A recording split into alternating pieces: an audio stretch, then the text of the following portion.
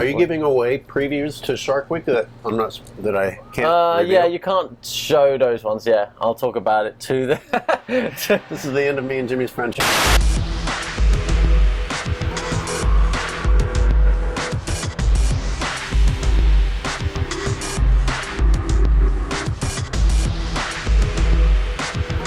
All right, Skyler Thomas. I'm here with Jimi Partington. You know him from Shark Week and from the Islander expeditions with shark diving experts. And he was kind enough to agree to sit down and talk with me and answer some questions from viewers. And that's how we're going to jump right into it today. And I don't know. I haven't seen any of these questions beforehand. I'd like to go on camera saying that. Yes. So yeah. That's how you get the best answers. I don't want anything rehearsed, but good that you pointed that out. Just let people know that. And this is from Megan Ackerman. How can I also get to go diving with sharks? And this is a question I get all the time. Obviously, you can pay. Yeah, I mean, you could come with us for, ideally. I mean, I asked that question many years ago myself. It depends where you're from. She's probably from somewhere probably in the middle of the country, I imagine, because if you live anywhere near the coast, you're more familiar then with these areas that do shark diving, because it's actually quite, it's easy to do really these days, compared to like how it used to be. Mm-hmm. These days, everybody's doing it. So Megan Ackerman, I would say, find out the nearest shark dive that you might have to you, because there's many different shark dives that you can do now these days with many different species, many different types of experience needed to do it. So I just do a little bit of research probably, to get online, talk to people, go to your local dive shop, that type of thing. I personally was broken in diving in the Bahamas. Yeah. And that seems like a nice warm-up mm-hmm. to me. Mm-hmm. The visibility is good, the sharks are, not dangerous. Yeah, they behave themselves. Right. Yeah, plus it's like you say, it's great conditions. I wonder if she's got her dive certification. That's the other thing. Well, I get this question a lot, and people ask me, how can I do this or that? And I think people have the impression that, like, I'm just living this dream life, but, like, I have to fandangle my way on board these boats, too. So let's assume that somebody's asking this because they can't afford to go. What's a creative way for someone to get on board a shark boat? Learn to dive. Learn to dive? Learn to dive would be, I get tons of emails from people saying, how can I do what you do, and how do I get into this line of work, that type of thing. First of all, you've got to find out what specific avenue you're trying to go down. Is it photography? Is it filmmaking? Is it biology? Is it tourism? Whatever it might be. But with all of those things, the one thing that links the whole lot together is the dive master certification. Dive master certification. Not just get certified. You definitely have to be a dive master. You need to be able to work, if you want to work within the industry. But dive master is a qualification that gets you hired on boats. Pretty much. That's the first one that's going to get you in the door. And with that certification, that's where I started out. That was the advice that I was given a long time ago. And with that, it allowed me to get onto boats and then, go from there. But that was the first point. And that's whenever I get emails about how do I do this kind of line of work, how do you get into it, that's just a must. If you don't have that, then it's not really, in my opinion, going to happen for you. Even if you want to be a scientist and you want to study sharks within the lab, obviously there's going to be field work that you need to do as well, and for that, usually hand in hand, you need to have your dive master. Really? Most scientists are dive masters? Well, good ones should be, if they're going to spend time out there, that type of thing. I mean, it depends. Maybe not if they're going to spend too much time out in the field, but majority, if you want to spend good quality time out there. But if you want to work with sharks through tourism, it's an absolute must. It's a must for me. What about just working crew without being dive certified? Well, I would always suggest getting it. I mean, it is possible, but then, it's where do you want to take it? How far do you want to go? Do you want to be the dive master on the boat, or do you want to spend your time rigging up baits and things like that, So, the more certifications that you can get, the more employable you're going to become, If you can be a dive master with a marine biology background, even better, that type of thing, Yeah. But also an instructor as well. I mean, don't stop at the dive master for some of these positions, because a lot of these dive boats, some of these bigger ones, such as big liverboards on the Great Barrier Reef, places like that, probably places in the Caribbean as well, they'll actually only employ dive instructors for dive master roles. So, but the dive master role is definitely the place to get your foot in the door. And that's how you got your foot in the door? That's how I did it, yeah. It was the first thing I did. I became a dive master, and then I got onto a boat. We started seeing sharks. I realized that this was really cool. I was getting to work with sharks, getting paid to do... And Chris Fallows was your first boat that you worked on? No, he wasn't. I actually worked for a dive center in Thailand many, many years ago. But my first experience with sharks was with Chris Fallows as a tourist. Got it. Yeah. So, go back to this initial question: how do I get to go diving with sharks? I'm from England, a long way away from Cape Town, where I saw my first shark, and this was just as internet was starting to come in. So I didn't really have too much. I remember you could go on the internet. I remember Chris had a website, but it was nothing like it is these days, where you can just email and get an instant response, you know. So it was kind of like maybe there was a few back and forwards. I realized it was something that I could do, but I traveled down to Cape Town without even having a booking on the boat, and then just called him. I think I had a number of a flyer or a business card, and I called him when I was in Cape Town, and he said come out on the boat. But these days, I mean, that was years ago. These days now, I mean, you know, just jump online. Yeah. Jump online. For the people on these trips, they do tons of research to which boat they're going to go on, where's the best place in the world to do it, all that type of thing. So how do you weigh the cheaper day trip in South Africa, but you have to fly to South Africa, versus just saving up and going to Guadalupe? Well, it depends what kind of experience you want. You have to ask yourself, what do you want from the trip, you know?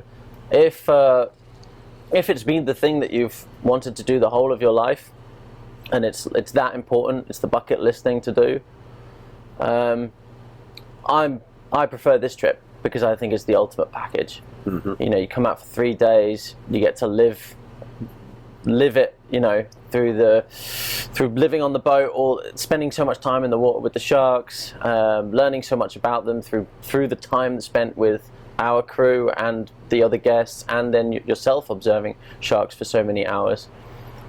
Personally, I think this ticks the boxes for the ultimate experience. But if you're the type of person that has got just a passing interest in sharks and doesn't want to make such a big commitment, somewhere like Cape Town is perfect. Bucket list type thing. Yeah, just like, okay, like, hey, I just want to see a great white shark, you know, but I'm not that into it. I mean, that probably accounts for everyone. Who wouldn't want to just by chance have a look at a great white shark if they get the opportunity? Sure. So I imagine if you're in Cape Town, you're on holiday there, you're doing everything while you're down there as well, you're doing all the touristy stuff. Cape Town's a good option for that, because you can go out on the day boat just for half a day, see your great white shark briefly, and then come home and carry on with your holiday. So I think the question would depend on what you want out of the experience. Do you want the ultimate package, or you just got passing interest? Megan, you gonna just check it off your list, or are you gonna make a real trip out of it? And there's also intern programs if you want to spend up to a month working with the sharks. Yeah, I mean, I would also just finish up by just saying it's a lot easier than she probably thinks. She's asking the question, but these days, yeah, there's so many opportunities, and so, like you said, does she want to work, does she want to do tourism? But she's probably not too far away from a shark dive of some sort, no matter where she is in the world. Like so many cases, hate to quote Nike, but literally just do it. Just do it. Make your booking, and then you're forced to. Yeah, and trust that, you know, the operators, we know, are good operators, and most of them are. It's all good, so they will look after you, and just do some research and go for it. Jimmy's actually going to give Megan a call directly and recruit her. Yeah, Megan, if you hear my response, feel free to go to Skyler, and he will get you on the boat. We'll get you on the boat. Let's move to Dan Dixon. Why do people fear something that they will probably never have the chance to see in their lifetime? This came up in discussion on the last trip. This is the old one, isn't it? I mean, this is the whole Jaws thing all the way back to then. I don't know. I haven't been able to put my finger on it. There's something even in me, and I'm very comfortable around sharks. I don't fear sharks, but I get uncomfortable if I go swimming in California, and I can't, you know, it's just the way I am. I mean, now, of course, I'm thinking about sharks all the time just because of the nature of what I do, so I can't help it. But if you put me in front of a shark and I'm diving with a shark, I'm quite happy. But if I go swimming, it's just on my mind. So there's something, absolutely, there's something in there. I don't quite know what it is. I think it's not being able to. It's a combination of things. It's not being able to see the sharks. You know, we're not comfortable in their, you know, in their world. We're vulnerable when we go in the ocean. Maybe it goes back to millions of years ago when, you know. Well, floating at the surface is one of the most vulnerable positions you can be in. Yeah, yeah. And I mean, and not just for us, for any animal, that's not a good, even another shark with a bigger shark below it, that's not where he wants to be in that situation. So as a human just floating out there and we usually keeps our heads above the surface. We have no idea what's going below. No, that's the thing. So your mind plays tricks on you, and it's like all those movies, all those great films, all those great things are when they allow you to, your imagination to run wild. And of course, when your head is just out the water and you're imagining all that depth underneath you and all those animals, your mind can decide all the horrible things that's below you. And I'm absolutely guilty of it. As much as I advocate for sharks, when I'm out there floating, your brain just goes there. I do. I'm uncomfortable swimming. I mean, that's insane because of all the people on the boat, I'm the most comfortable person in the water with sharks. But when I'm in the water, I can't help thinking about them all the time because I think about them most days and every day of my life. And I know rationally I have no reason to fear this shark. I know all the facts and all the figures. I know that, you know, but you can't help it. So then that's me, and I'm educated, very educated with sharks. So I can understand where it comes from to a certain extent, you know. Plus, maybe it's just ingrained in us, you know, from when we're children. It just seems to be we're always told that the shark is the villain for, you know, all our lives. Plus, you know, they're not cuddly looking, are they? I mean, let's face it. When one opens its mouth, it's a gnarly looking animal, you know. I mean, I think of them in another way, but if you were to show someone a picture of a shark with its mouth open and a lion with its mouth open, you know, it's a pretty, you know, wild looking animal. Absolutely. I mean, even a Caribbean reef shark, which is nothing compared to a white shark, you look at them and you're kind of awestruck by how physically superior they are. Yeah. I mean, it's just like... They're aliens. Yeah. To us. Yeah. I mean, they totally are. And plus, we can't behave around with them. It's not like a dog, you know. It's very hard to understand a shark. You can't really form a relationship with a shark, you know. So, they're their own bosses and you're in their turf. So, understandably, we're going to feel a bit, you know, intimidated by them. And especially if you've never been around them, of course. That's like any animal, though, isn't it? You know, as well. Yeah, it's fear of the unknown. If you're not familiar with it, if you haven't spent time with it, you know, and let's be honest, how much time do we spend with anything? In the wild. And also being in the water. Some people just aren't even comfortable in the water. There you go. You're already off to a bad start. Yeah. And then you add a shark to that. Exactly. How comfortable can you be? Yeah. Yeah. I mean, I've just had a friend. He comes around, and if he's uncomfortable with my dog. Because he hasn't been brought up with dogs. There you go. You know, so I've got nothing to fear from my dog, but yeah, there's something in that, and then people generally aren't very good in the water. Most people aren't very good, I imagine, in the water, in the world population. Just then chuck in this animal that they're told is a monster, then of course you can see where it comes from. Sad side topic of what Dan brought up with this fear of things that they have never seen before is that quite often the people that are screaming that we need to kill sharks to save people or make beaches safe are people that don't go to the ocean. Yeah. Or unfamiliar with using the ocean. Yeah. So there's a problem there. You can see the problem. And plug for you, I think that's a very important part of ecotourism. You get people out there and they finally see for themselves what these animals are like. And very much. I mean, how likely are you to conserve or care about something that you've never seen before? Yeah, it's impossible, pretty much. Almost impossible, I would say, with everything that's going on in this world that we live in today.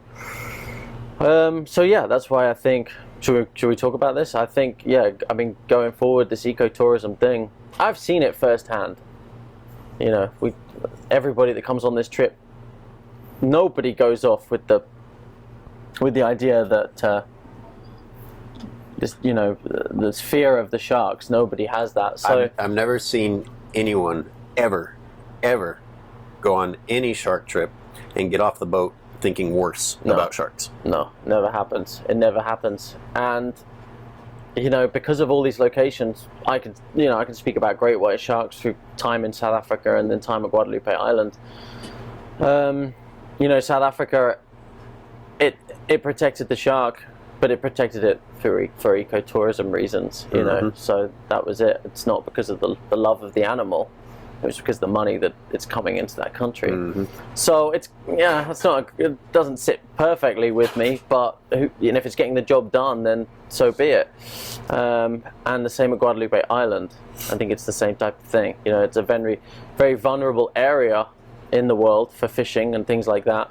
And if it wasn't for us and all the other boats that are out there, we're almost working as guardians for the island. A vulnerable area for fishing. Yes, I think so. It could potentially be if we weren't out there, if the permits weren't out there to protect the area. Well, when we pulled up on this last trip, there was a fishing boat there, and it kind of took off. Yeah.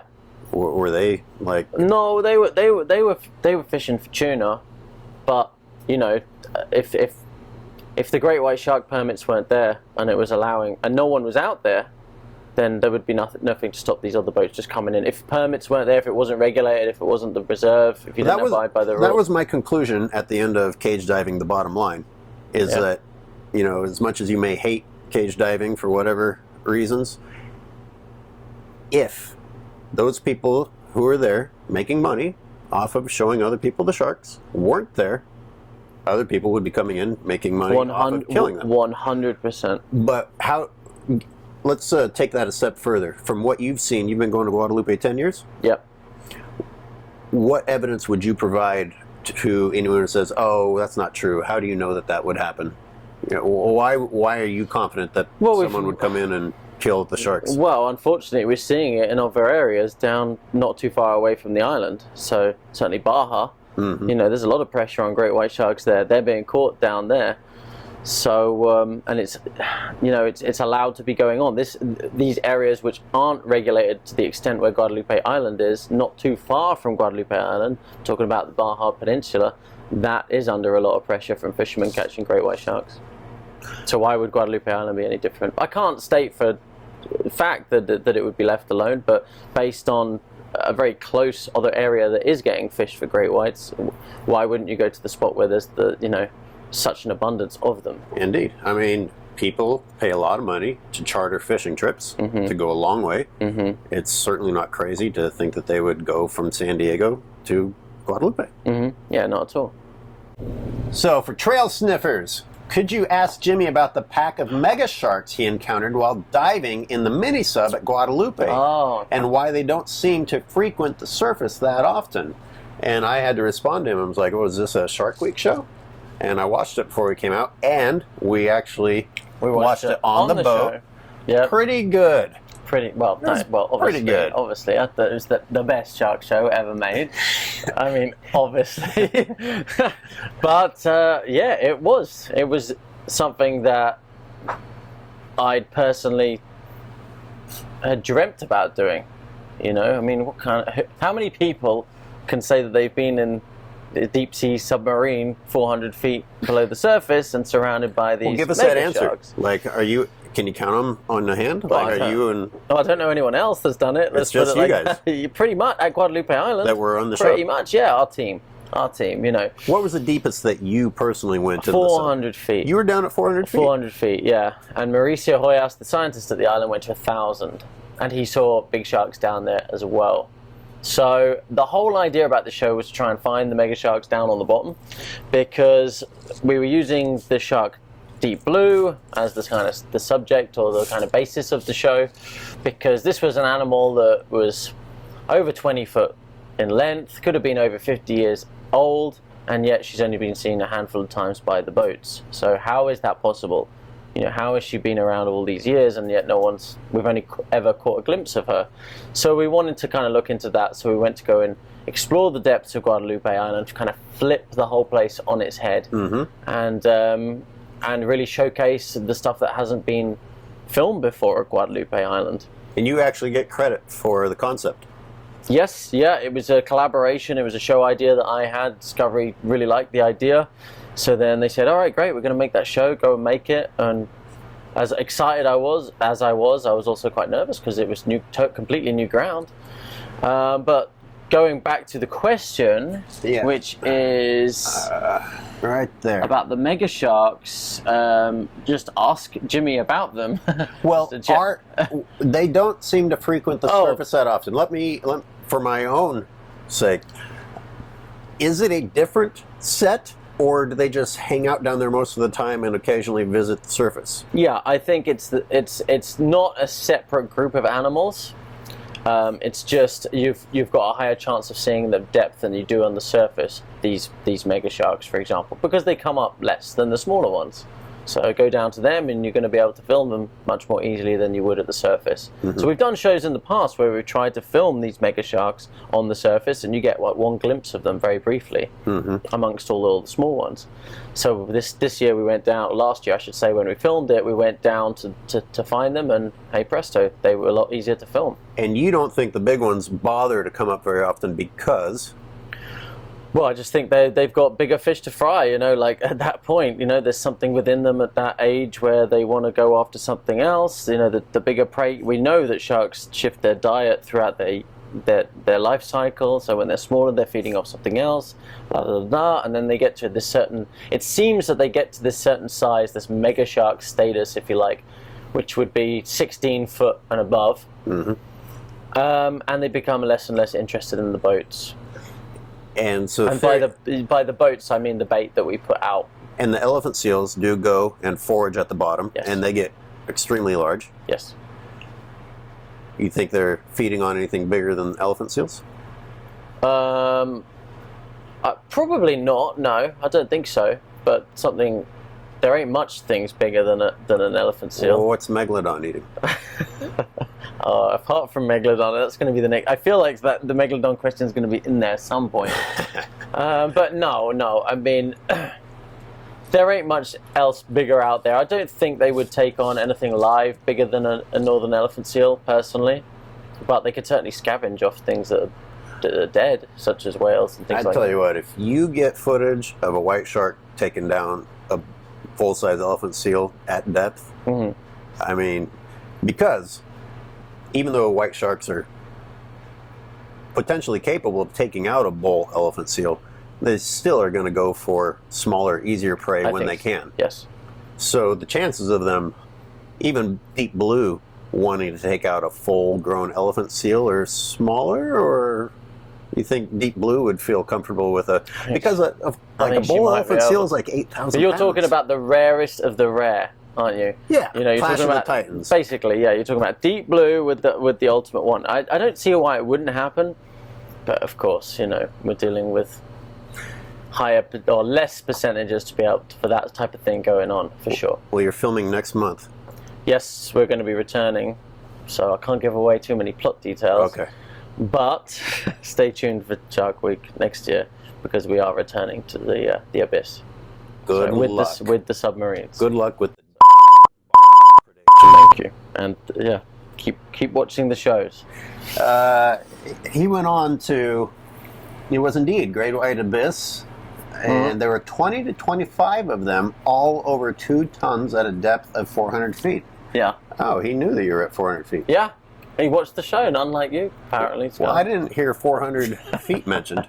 I don't know. Okay. Yeah, they must have been, because that's what was that? Were there really 20 to 25 of them? Well, whether or not they were all the 2-ton animals, I'm not quite sure. We seem to have but there was 20 to 25 sharks. Absolutely. Yeah, most of them very big. What do you think the population is at one given time at Guadalupe? Let's say peak. Peak. I don't know, because the thing is with Guadalupe Island is they don't all arrive and leave at the same point. They kind of come and go throughout the season. But it's a good question. If you look at Guadalupe Island, we're only allowed to go in that northeast bay. We're only allowed to bait in that little area, and it's a tiny percentage of the island. It's a tiny point, and we know that sharks are all around the island. So because the island is actually how long? Oh, I don't know. 12 by 9, I believe. Wow, something like that. That's big. Yeah, it's a big island. So if you know when we leave the island and I look at the other little boats that are in that northeast bay, and I think, oh my God, we just had Lucy or one of these big sharks. I think, God, like we of all this island, and we'd be able to pull that one shark and number of other sharks throughout the trip, but it's a tiny area. So how many are around the island? At its peak, a lot. And it's peak when the big females and the males are crossing over, or I think it can vary from year to year, but somewhere between September and November would be the peak season. I would say over 200. 200 at one time. Yep. Wow. Yeah. Why not? I don't know. I mean, that's just awesome. That's awesome. I mean, some trips our boat reports up to 30 sharks, and so do the other boats. And that's just within that small, on a trip. That's just within on a 5-day trip, 3-day, let's say, at the island, within that bay. So do you take into account if you worked the whole way around the island, and then of course the sharks that aren't visiting the boats as well. So that's 30 individuals on one 3-day trip. How many individuals have you seen in a season? Roughly. Oh, I don't know. I mean, you kind of lose count at some point. I would say a good 75 animals, something like that, throughout the whole season. Yeah. It's a lot. That is a lot. I mean, we spend so much time out here, and it changes. So it's a lot more than South Africa right now. Yeah, it is. What's happening there, in your opinion? Lots of things. I don't think it's down to one specific thing. I'm not down there at the moment, so I wouldn't know. But based on my friends down there and what I hear about it, plus the fact that I used to work down there, things are changing in the ocean. I hope I'm wrong in maybe what I'm saying, but I know that there's a lot of illegal poaching that goes on off that coastline. It's not regulated. So it's not like here in the Pacific, California, where if you catch a great white shark, you're going to go to jail, or everybody's going to know about it. Well, you're supposed to go to jail there. You're supposed to go to jail, but either way, people aren't catching them. So somewhere like South Africa, unfortunately, I think it's just going on. And it's been going on a long time. This isn't a new problem. This is something. If you look at the data, it's something that's been going on for the last 15, 20 years. So, and it seems that it was on this downward spiral. I was down there between 2012 to 2015, and we were starting to get. This was in False Bay, which is one of the areas where this problem is going on. And every year we were having longer periods of time without sharks. And when it first happened, it was like a shock to everybody. We had a month of no sharks. It was unheard of. It was like, what the hell has happened for this month? And we just wrote it off as just one of those weird things in nature. It just happened to be one of those years. And then the following year, it turned out to be 6 weeks or 7 weeks, something like that. We were like, oh, and it was the month of May. It was around May. And so it was like, oh, is this a trend now? And it started to become a trend, but then it started to get even longer and longer and longer and longer. And then the last couple of years, I think the bottom has just seemed to have fallen out. So it's kind of, it was going like this, slowly down, and then 17 and 18, it's like crashed. And not only False Bay, it's also now affecting Hans Bay, which is between 12 and 15, the years that I'm talking about. If we didn't have sharks, our safe bet was to send people to Hans Bay, because Hans Bay is famously the best place in the world for your fix of great white sharks. All over the world. Exactly. So it was like, okay, just go to Hans Bay. Now the problem has been in Hans Bay for the last 2 years as well, so that tells me that it's pretty serious. In the news, it's very popular for people to talk about the orcas and the effect the orcas had. Yeah. But this trend started before the orca The trend started before the orcas. However, the orcas were around, and back in those days, that was an idea that we did have. And I personally actually thought that orca were the problem back then.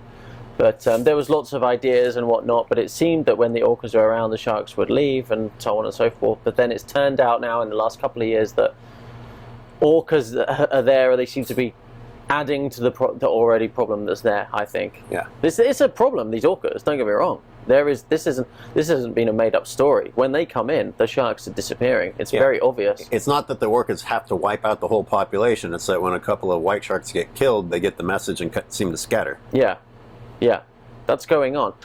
It seems, but I think there's a bigger problem as well. Bigger problem. I think so. Yeah. And hopefully they've moved on and found an alternative. That would be and aren't just gone. That would be the idea. But we'll wait and see, isn't it? The problem is everybody was living on hope from year to year. So they would be like, oh, we've had a bad year this year. Let's hope it gets better. But the data, you're going against the data. The writing was on the wall. People were ignoring it. And it's now I feel that if the sharks were to suddenly come back down there, that would be the surprising outcome. That would be the outcome that would defy science to me now, which is scary. That would be the shock. Oh, they're back. We weren't expecting that now. So it used to be that you just assumed they would come back because it was the great white capital of the world. That's the area, South Africa. Everybody goes to see great. Everybody knows it's famous. You're saying you literally don't expect the white sharks to come back? No, I think if people really ask the question deep within themselves, the operators down there. If you look at the graph, so to speak, I think that it's been going like that. It's almost like they're in denial for the facts, and they're hoping that they will come back, which is sad. And this is in the first country to protect white sharks. Yes. That's not encouraging. No. But you can't point the finger at the operators. That's the sad thing. Oh no. Sad thing for the operators is these are people that have devoted their lives to sharks.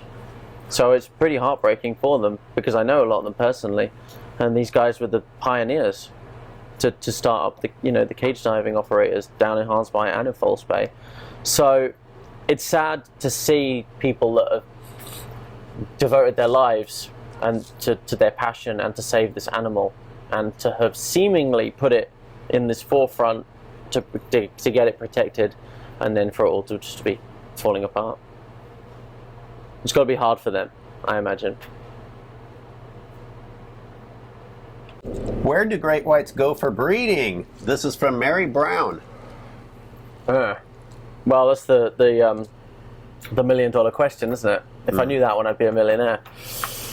There's a lot of theories from different researchers about what's happening in Guadalupe. Are you leaning toward any one of them? Yes, I do. I do. I lean towards the idea that they're coming to Guadalupe Island to get pregnant. So they're actually mating here. I think so. Yeah. That's personal opinion. I'll come on to what I'm basing that on in a minute. But I think that they're coming out there. They're getting pregnant.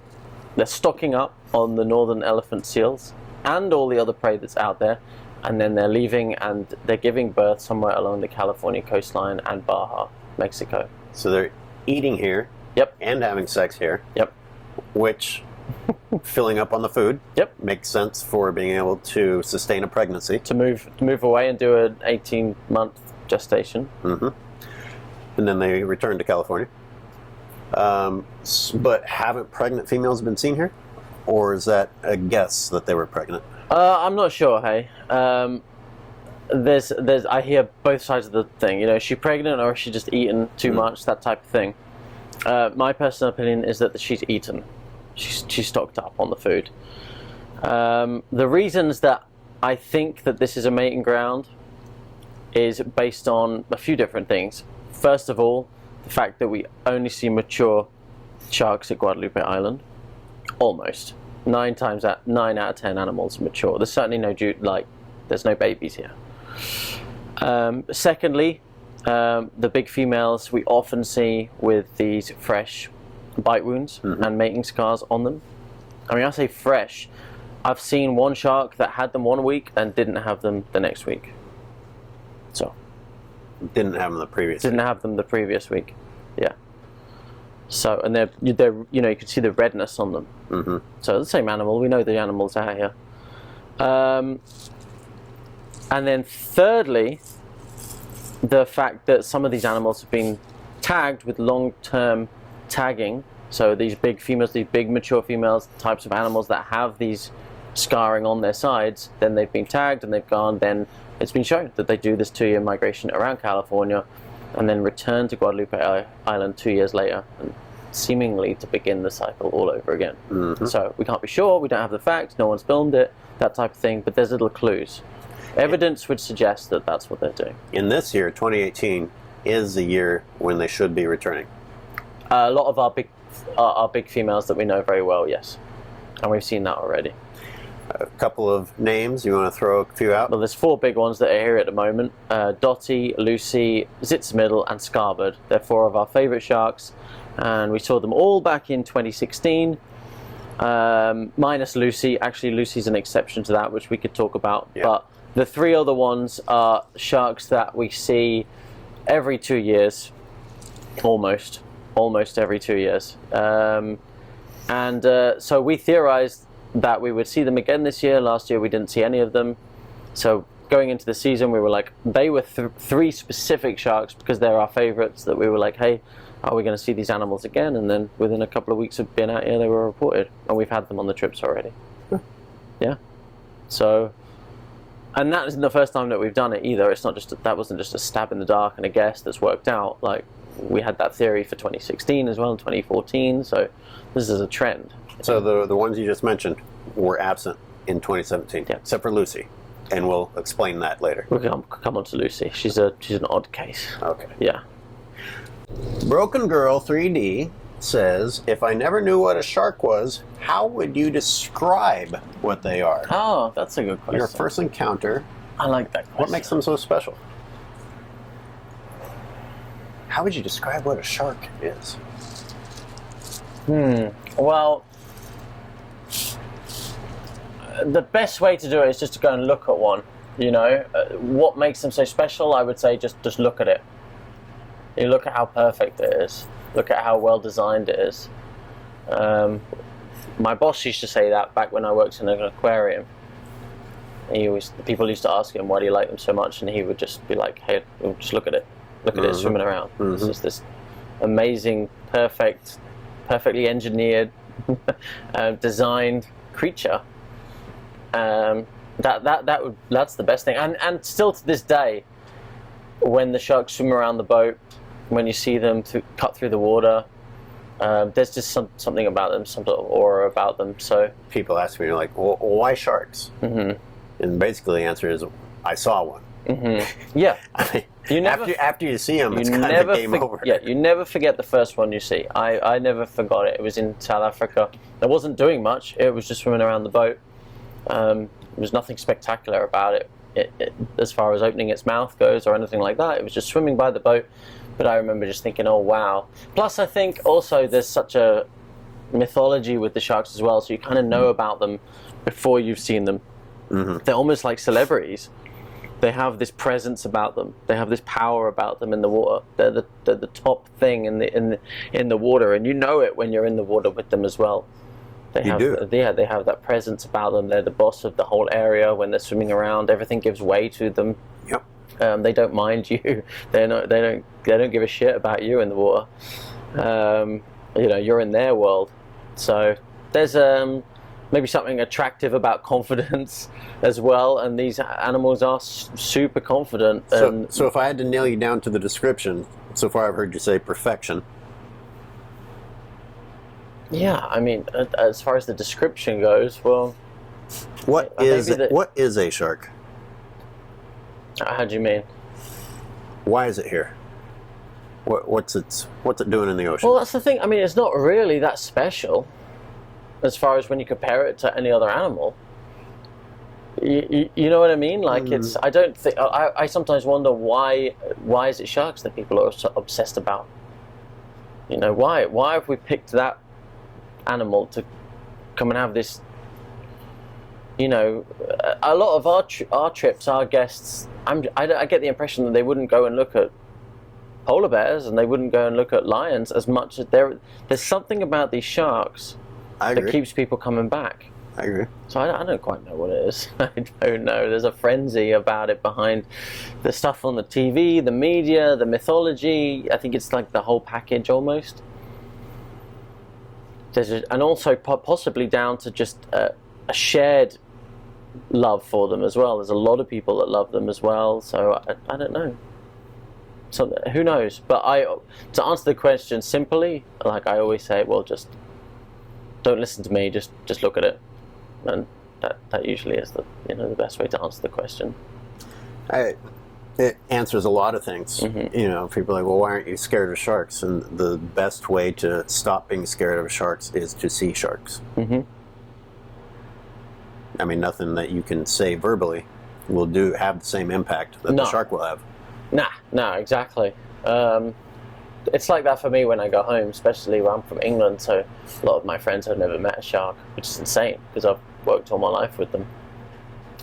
But it's hard. It is hard to describe it. The best thing is for them just to come on the boat and experience it. They're the superstars, not they're the real deal. I mean, we provide the platform to come and look at them and whatnot, and we get our face on TV and things like that. But ultimately, the shark is the real star. He's the celebrity for sure. They don't even know it, which makes them cooler. Motoshark's been following as a subscriber for a long time. Just says, have fun. I hope I get to see white sharks soon. All right, stop hoping. Make it happen. Form a plan. Right? Yeah. That's cool. Call Jimmy. I'm going to post his phone number. Yeah. Yeah, do it. Just come on the trip. He sounds great. He sounds the type of person that should be on one of these trips. If you could, this is Broken Girl 3D again. If you could be a shark for a day, what species, which location, and why and which ability would you want to keep when returning to human? Wow. Yeah. And which, but that's let's take those one at a time. Yeah, okay. That's a very specific if you could, question. All right, there's 500 accounting species of sharks, rays, and skates? Yeah, I don't know. I can honestly say I've never thought about that myself. So you've caught me. I don't really have the immediate answer for that question. If I could be one for a day, the one that would spring to mind obviously would be the great white, because I'm fascinated by them. I'd like to find out what the hell they're up to, put on a personal level. So that's quite an easy one, I suppose. And I just answered why. Let's go on to the last bit, which is interesting. Which ability would you want to keep when returning to human, if any? Well, of course they got the 2 extra senses, which we don't have, so if I could keep those along the way, that would be kind of cool. What are they? Well, they have the lateral line that runs down the body, which detects the vibration in the water, and they have the ampullae of Lorenzino around their snout, which picks up all the little electrical currents. So, and some people have been given the impression that they don't have good eyesight. Mm-hmm. True or false? I think it's false. Yeah. Yeah. Personally, my understanding is it's fantastic eyesight. Exactly. Yeah. So certainly over their prey. Yeah, they have the edge over their prey, and that's what they need it for. So yeah. So not only do they have these 2 extra senses, also their other senses that we also do have, they're much better than us. Yeah. Okay. So their sense of smell, of course, is going to be superior to ours. Mm-hmm. Definitely. And then they've got the senses that we don't even have. The 2. So when you return to land, when you go back to being a human, from being a shark, I might not want to. I mean, I'm not really fond of humans, so I might just, if I could have the option to stay, I might just stay. But carry on. Well, which of the shark senses would you like to keep on land while dealing with humans? That would. Of the 2 would you like to be able ones? to sense that they're getting close so you can run away? The electricity one's kind of cool. That's like Avengers style, or like a super someone's hiding behind the wall and it's like, sorry buddy, I can sense your heartbeat. That would be cool. Yeah. Okay, so Jimmy's gonna keep the ampullae of Lorenzini. I'd keep the ampullae of Lorenzini. Yeah, there you go. Why are white sharks disappearing in South Africa but not Guadalupe? Oh, okay. So we kind of touched on that, but why are things good here? Well, I did mention that a little bit. I think, the sharks, majority, the Guadalupe Island sharks are going to 2 countries. They're going to the United States and they're going to Mexico. In the United States, they're protected, and I think that is regulated pretty well. Like I said, no one is catching great white sharks off California. Mexico is doing a lot to protect certain areas, certainly along Baja. It's coming on a long way, which is good. However, I do know that there are areas which are still catching sharks. And the real problem along Baja would be catching the juveniles and catching the babies. That would be an issue. But even if Mexico was catching a certain percentage of sharks, I'm talking great whites, I personally don't believe that they're catching enough to knock out the population.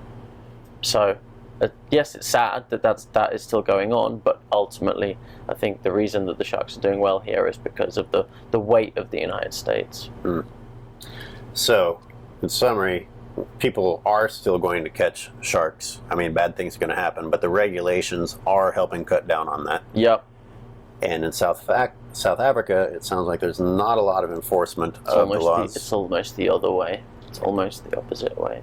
Yeah. And in a migration route that has been proven quite some time ago, when they head up along the northeast coast of South Africa, yeah, we have shark nets and drum lines waiting for them. It's not a good area for them.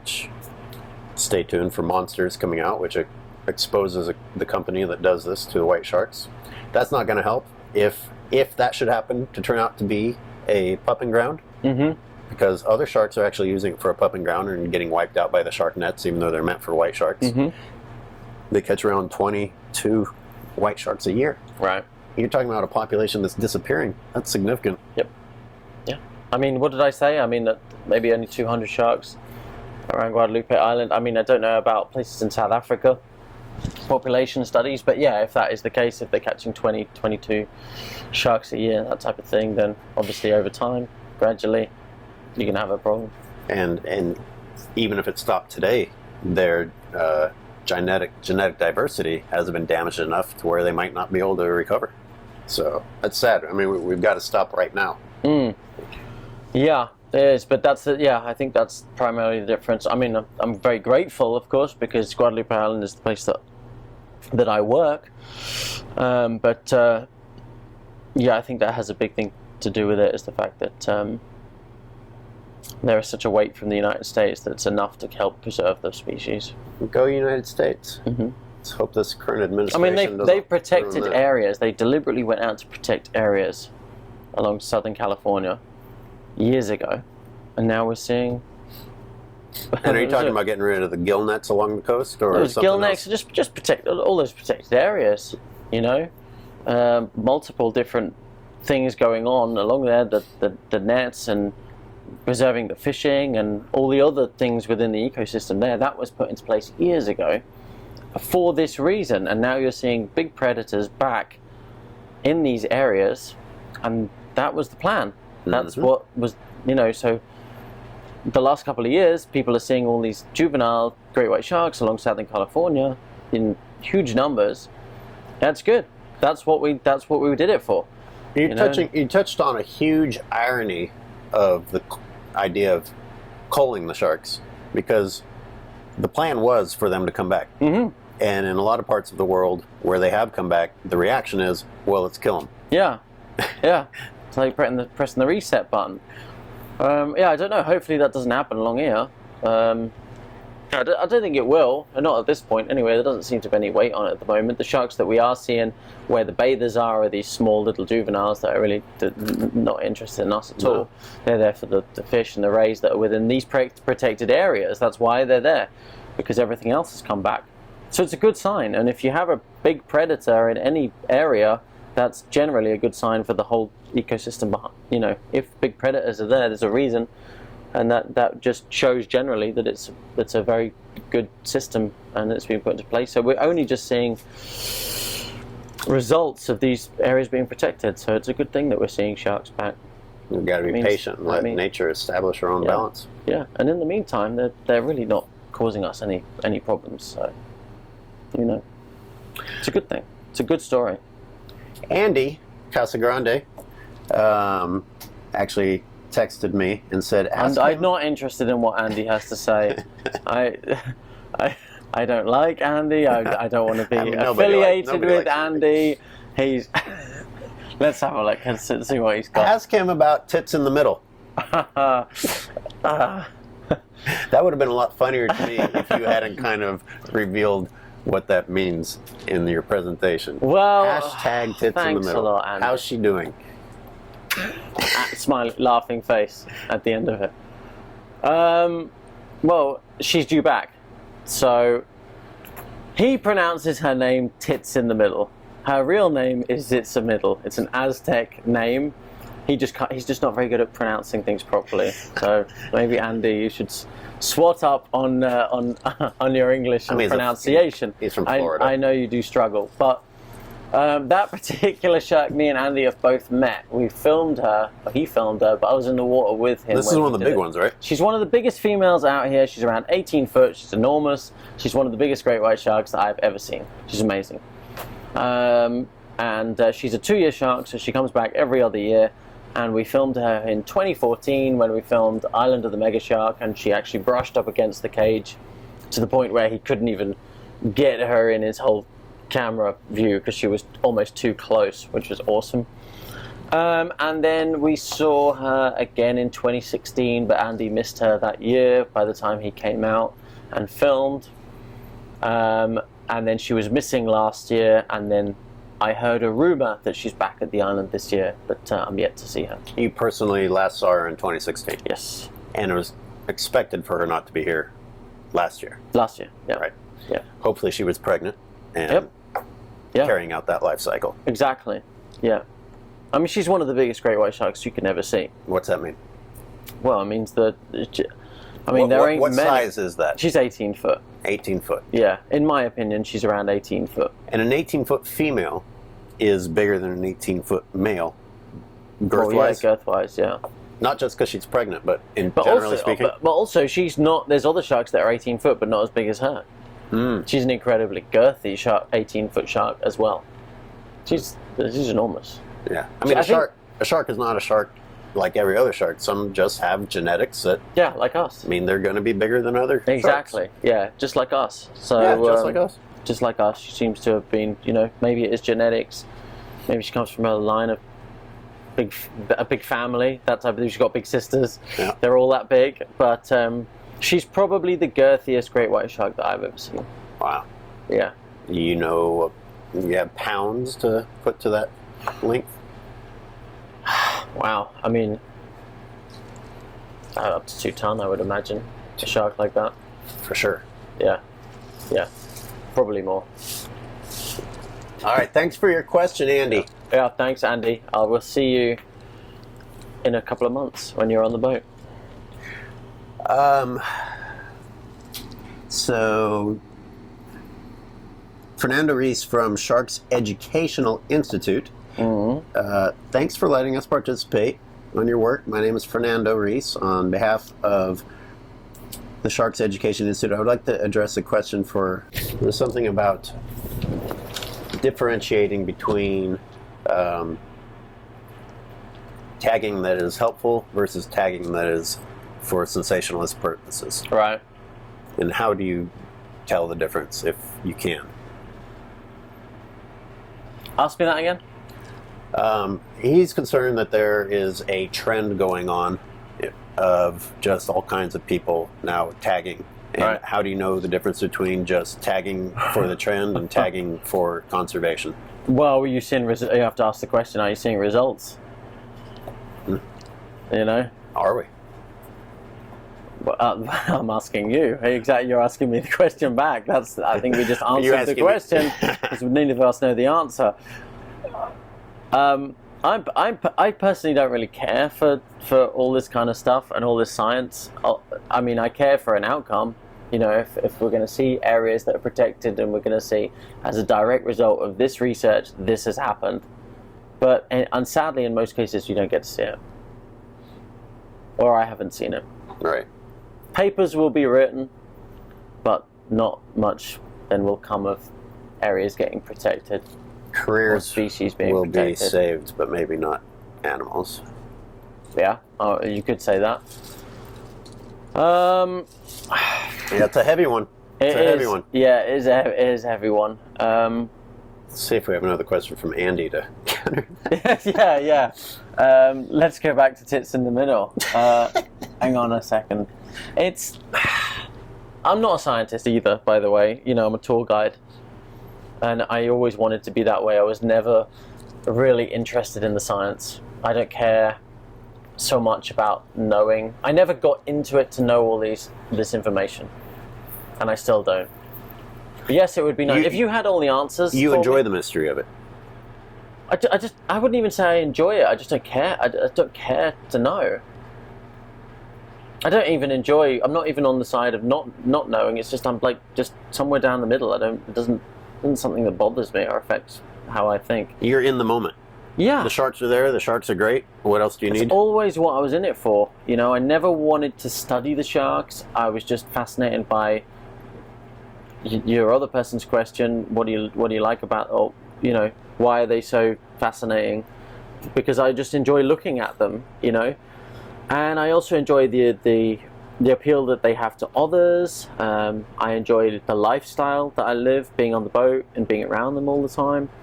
I was never going to be the person that was going to be in a lab looking for answers. Mm-hmm. I wanted to be out here with them, and the only way that you could really, truly be out here more than anyone else is through tourism. Mm. I'm out here longer than the filmmakers, and I'm out here longer than the scientists. By a long shot. Yeah, absolutely. And I get paid, which is nice, you know?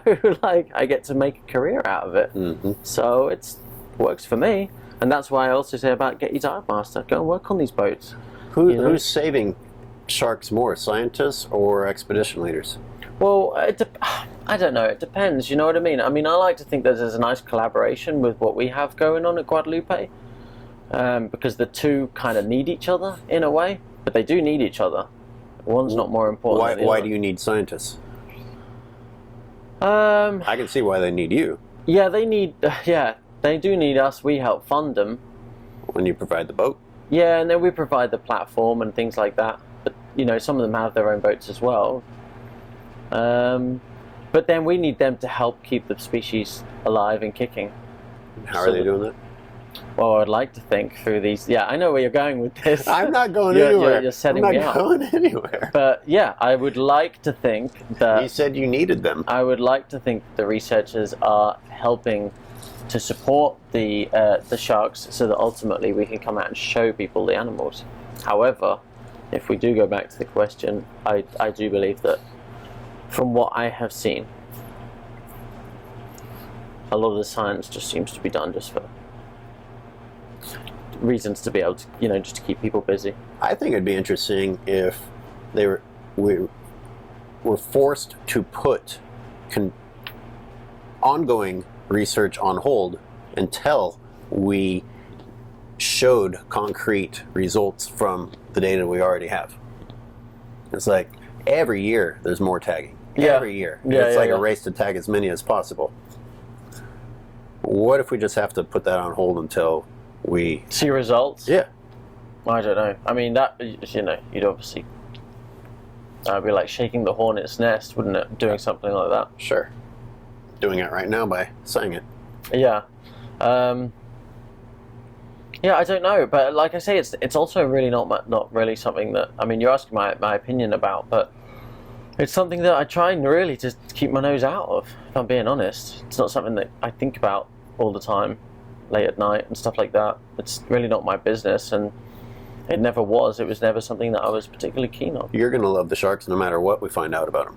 They're still the animals. Yeah, like I say, I do not need to know the answers, and I'd be quite happy going to my grave without knowing where they breed and where they give. I mean, if you had the answer now, you could whisper it in my ear, and I'd probably be quite interested to know.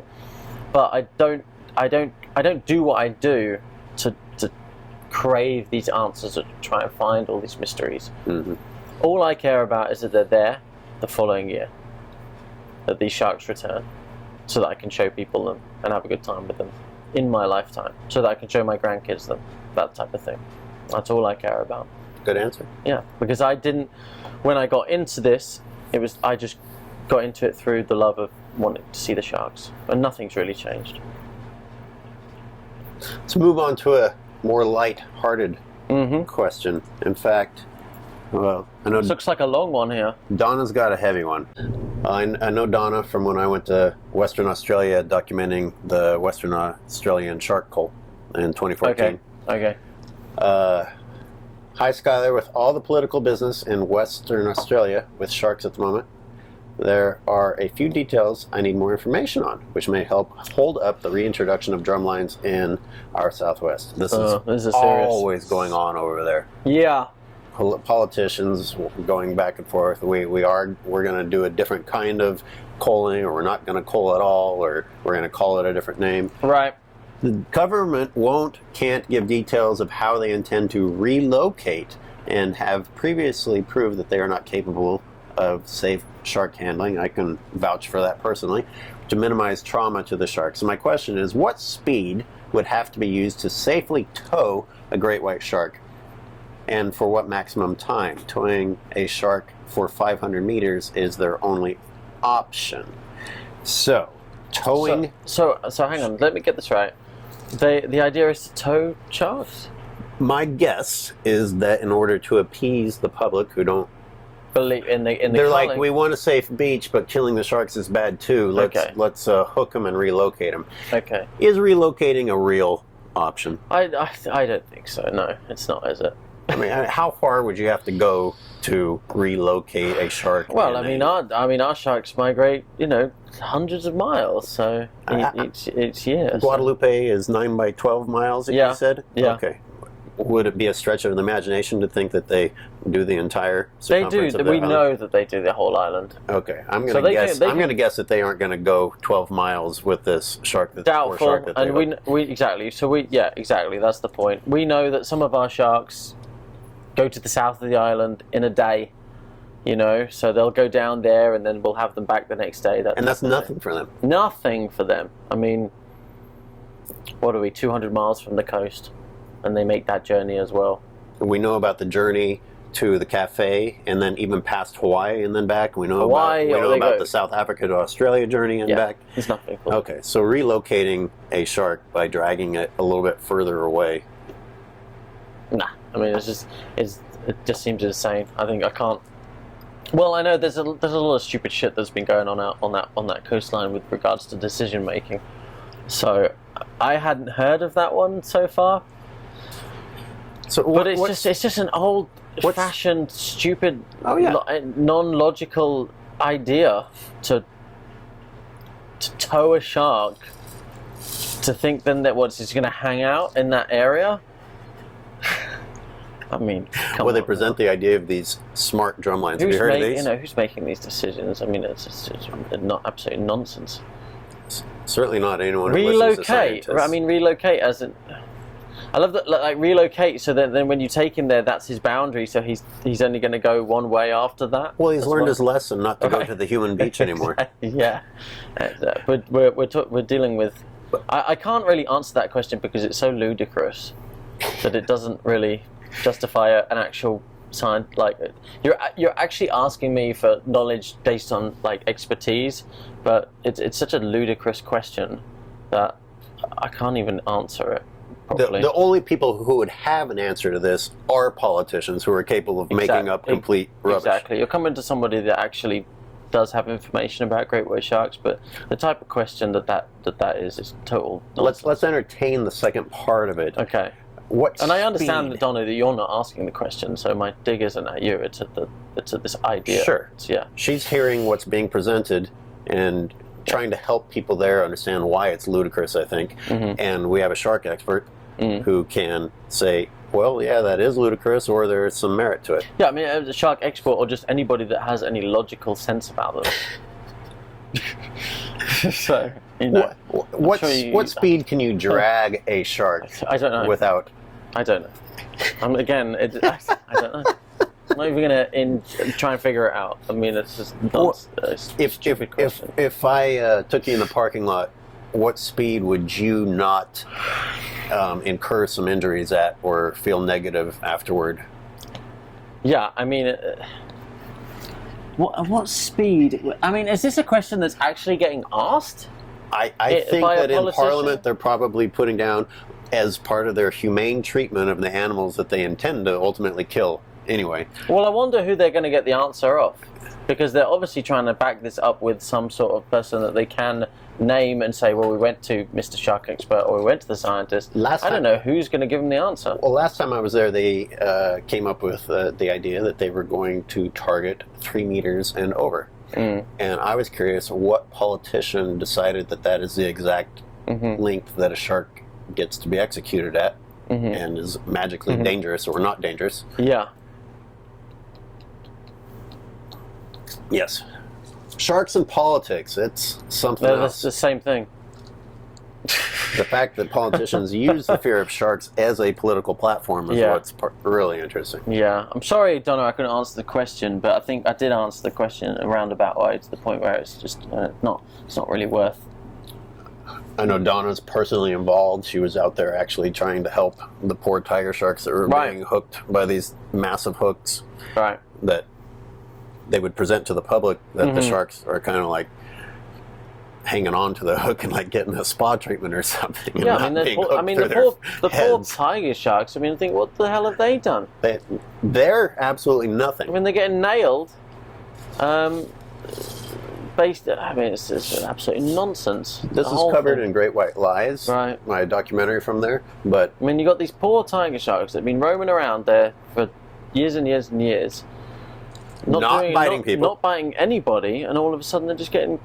A white shark kills 1 or 2 people in a large... How many white sharks did they kill? 0. 0? During the actual cull, 0. Waste of time. 170 plus tiger sharks. Yeah, so... I think it's beyond... There's something else going on, obviously, because this is just... We're talking absolute nonsense with what's happening out there. So there's some bigger picture, there's some bigger agenda. We're trying to figure out, and we're bringing the case that none of this stuff makes sense, but I think the politicians know that it doesn't make sense as well. There's a bigger agenda for them. If you shout, we're going to make you safe, that's all that people need to hear. Yep. Coming at the cost of countless marine lives. But Donna, keep up the great work. It's a shitty situation out there, and I'm glad that people like you are out there helping out as best you can. Hi Donna, by the way, hope to see you again. I'm with Jimi Partington on the Islander, and if you want to go and see great white sharks, this is a great charter to come out with. You can find information about Jimi at sharkdivingexperts.com or islandcharters.com. Yeah, that's correct. And you got a closing statement to the viewers? Just come and see us, you know. I'm exactly the same as you. Like I said, I was a guest many, many years ago. So I always say to the guests that come on the boat, you know, whatever you come on the boat for, whatever your interest is, whether it's been a bucket list thing, or whether it's you want to take photographs of the shark, or you've just done everything already in life apart from this, and it's just another one of those things to come and do. Come on and do it, you know. Just, like I say, get on with it. I'm going to bring my grandchildren out here hopefully one day. And I just believe that the world would be a better place if everybody was to come and meet a great white shark at least once in their life. So make it happen. I agree. Thank you for your time, Jim. All right, pleasure. Looking forward to the Abyss sequel next month. Exactly. Keep watching. And thanks for everybody at home and all the support. Now, I forgot to ask him this on camera, but I did message him later on to say, hey, what was your favorite question for the contest? And he said it was the retaining a shark's power question, and that was from Broken Girl 3D. So, Broken Girl, please send me a direct message with your address, and I will get your winning shirt out to you. Congratulations.